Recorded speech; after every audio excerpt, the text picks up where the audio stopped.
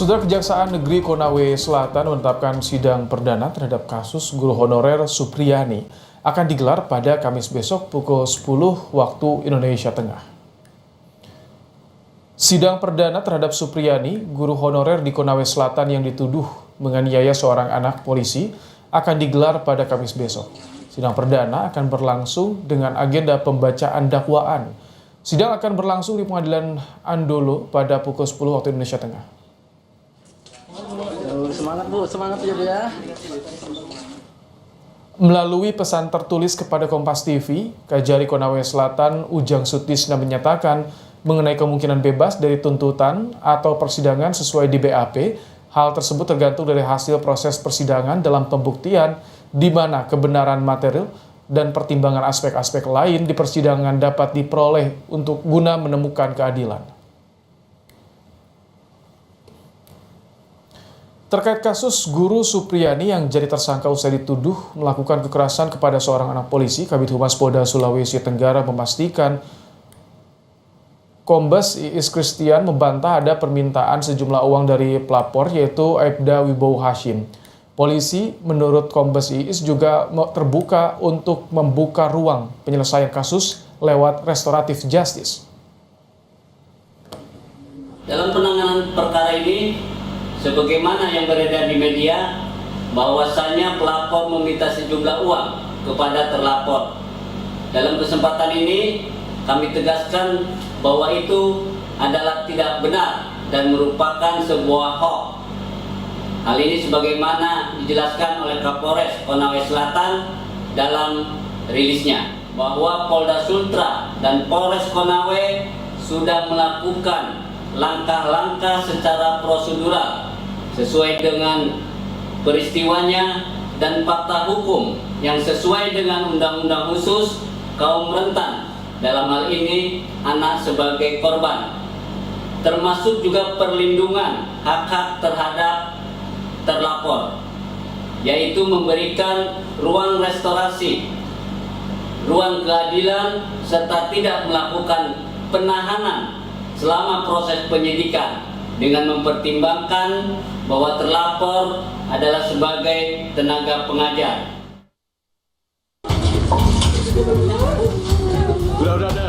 Isak tangis rekan sesama guru menyambut Supriyani usai Kejaksaan Negeri Konawe Selatan mengabulkan penangguhan penahanan terhadap dirinya.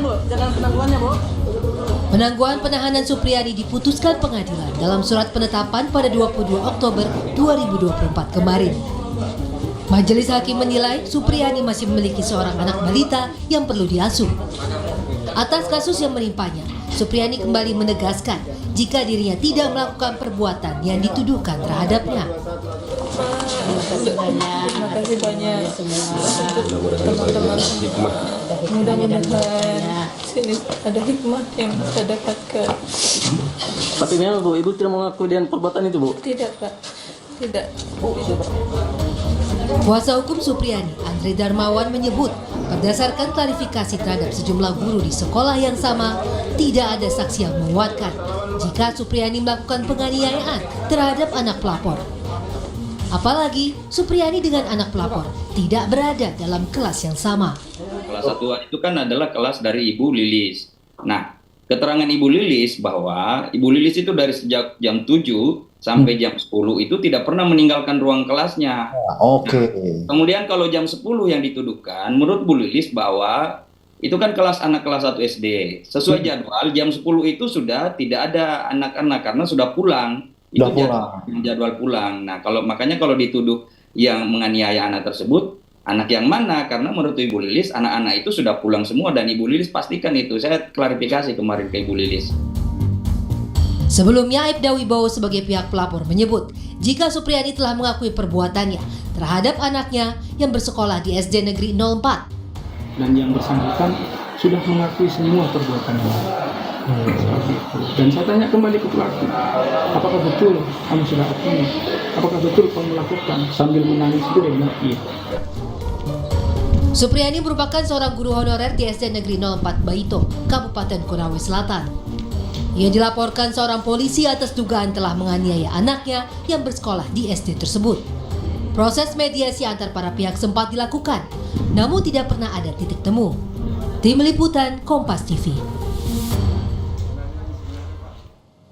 Kasus dugaan penganiayaan oleh guru honorer di Konawe Selatan akan dimulai disidangkan esok dengan agenda pembacaan dakwaan. Bagaimana Kejaksaan Agung menyikapi sorotan publik terhadap kasus ini?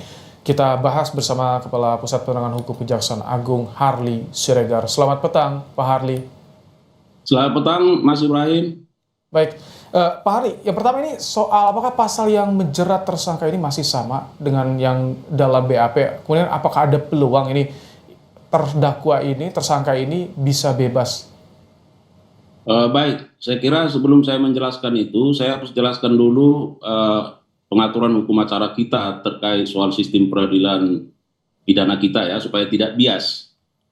Nah, berdasarkan surat pelimpahan perkara ke pengadilan ya, nomor 1704 tanggal 15 Oktober 2024 dan surat penetapan dari Majelis Hakim Pengadilan Negeri Andolo nomor 104 ya, sudah menetapkan persidangan itu tanggal 24 Oktober, berarti besok. Artinya bahwa kewenangan menahan, mengadili, memeriksa tentu ini sudah menjadi kewenangannya pengadilan. Nah, itu dulu yang pertama. Nah, yang kedua, apakah terbuka peluang terhadap saudara Supriyani ini terdakwa akan dinyatakan bebas? Tentu sangat tergantung kepada proses pembuktian yang ada di pengadilan nantinya. Mengapa? Karena apakah sesungguhnya bahwa fakta-fakta yang akan terungkap di persidangan sama dengan fakta-fakta berkas perkara. Nah ini, jadi apa yang disampaikan oleh Kajari itu saya kira benar, bahwa kalau kita mau menuntut bebas tentu nanti harus dilihat apakah memang bahwa fakta-fakta yang terungkap di dalam persidangan ini sesungguhnya tidak sama dengan fakta-fakta di dalam berkas perkara. Mana fakta-fakta dalam berkas perkara?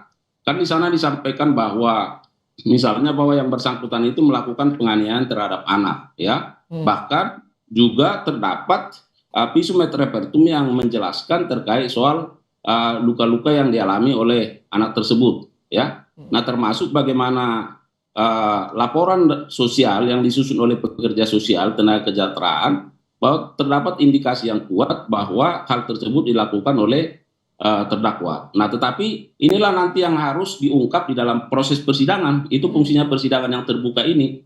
Nah, sementara di beberapa media kan bahwa saudara terdakwa ini kan sudah membantah. Nah, bagaimana nanti bukti-bukti ini bisa dipertemukan, di-compare, maka itu yang akan dilihat oleh jaksa nantinya, apakah harus mengambil sikap menuntut bebas atau tidak misalnya. Nah, kemudian tentu akan ada pertimbangan-pertimbangan lain yang akan diberikan oleh jaksa. Bagaimana Pak Harli, Kejaksaan Agung melihat kasus ini? Karena kan ada dugaan banyak sekali ditemukan kejanggalan sebelumnya ketika proses penyidikan. Kemudian juga ada dugaan ini tersangka dipaksa untuk mengakui perbuatannya. Ketika proses pelayanan berkas kepada kejaksaan itu bagaimana? Apakah diawasi juga, diteliti juga hal-hal yang seperti itu? Nah, yang pertama oleh karena itu kami sangat responsif terhadap perkara ini dan kami sangat prihatin. Oleh karenanya kami secara cepat ya langsung melakukan inisiasi dan meminta supaya saudara terdakwa ini segera ditangguhkan ya. Nah, ini dulu. Nah, jadi supaya dalam kondisi bebas ya, bahwa yang bersangkutan tentu akan memberikan keterangan-keterangan secara lebih bebas. Nah, itu. Nah, inilah bukti bahwa kejaksaan sangat begitu terbuka terhadap hal-hal yang memang apakah ya sesuai dengan apa yang sudah menjadi pendapat umum di masyarakat. Kami sangat responsif terkait itu. Yang kedua, bahwa jajaran Jampidum ya itu langsung langsung melakukan pengawasan dan pengendalian terhadap perkara ini, terhadap setiap perkembangannya, baik yang sudah dilakukan maupun ke depan. Nah, ini akan langsung dikendalikan dari Kejaksaan Agung. Baik, tapi kalau misalkan artinya ketika ada responsif, langsung diturunkan juga ada instruksi dari Jampidum, apakah ini dalam dakwaan esok masih sama dengan apa yang tertera dalam BAP polisi? Nah, itu tadi yang saya sampaikan, Mas, bahwa kita kembali sistem peradilan pidana, bahwa hakim memeriksa dan mengadili satu perkara berdasarkan surat dakwaan. Surat dakwaan disusun berdasarkan fakta-fakta dalam berkas perkara. Berkas perkara disusun berdasarkan bukti-bukti yang diperoleh oleh penyidik dalam proses penyidikan. Nah, inilah nanti yang akan dikontes, ya. Sekali lagi ini akan dikontes secara terbuka di depan persidangan. Apakah dakwaan yang akan diajukan oleh jaksa penuntut umum berdasarkan fakta berkas perkara itu ternyata menjadi fakta dalam persidangan. Kalau ternyata itu bukan menjadi fakta dalam persidangan, nah makanya nanti pimpinan akan melakukan penilaian terhadap perkara ini. Oke, baik. Terima kasih Pak Harli Siregar, Kapus Penkum Kejaksaan Agung telah bergabung dalam program Kompas Petang sore hari ini.